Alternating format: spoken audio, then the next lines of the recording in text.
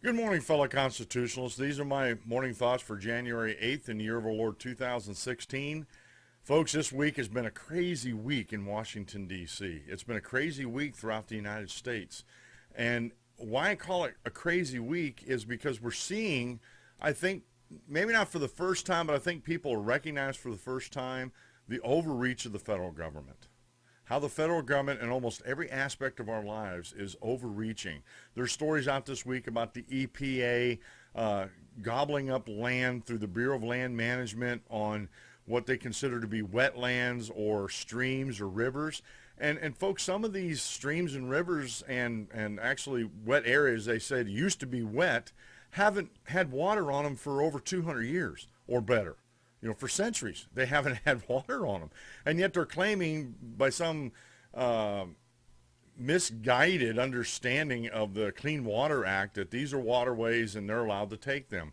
And then you have President Barack Obama signing 23 executive orders, which we went through the other day on the show, that all but a couple of them are actually outside his legal purview, even though he went to A.G. Lynch with the guise of legality, the air of legality that, hey, we checked this out and everything's legal that we're doing, which it is not if you compare it to the Constitution, folks. And it's crazy. It's crazy what's going on out there. And I'm glad the American people are starting to wake up. I have people all the time asking me on my Facebook and sharing stories on my Facebook that share the ideas that the federal government is overreaching its constitutional authority every day.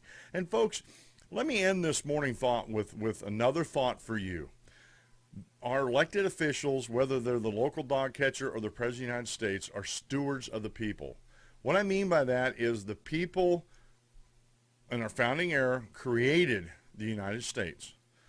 And the people created the states, and then the states created the federal government. So the hierarchy in the United States should be we the people first, the state, and then the federal government.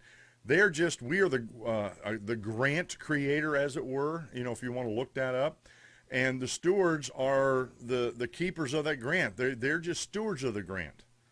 And so they should be beholden to the people. And I think this election season, with what Barack Obama is going to do in his last year in office, is going to really solidify that idea that they're not our rulers.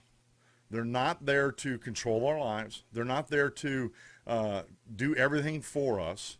And they're definitely not there to overstep the constitutional bounds in which they're supposed to be bound. And I think the American people are waking up to that. And I hope we wake up a little quicker.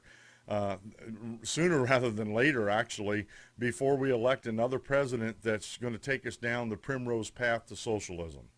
These are my morning thoughts for January 8th in the year of the Lord 2016. You guys have a great rest of the day, and if I don't see you later, have a beautiful, blessed weekend. And on Sunday, please attend the Church of God's Choice. See you later.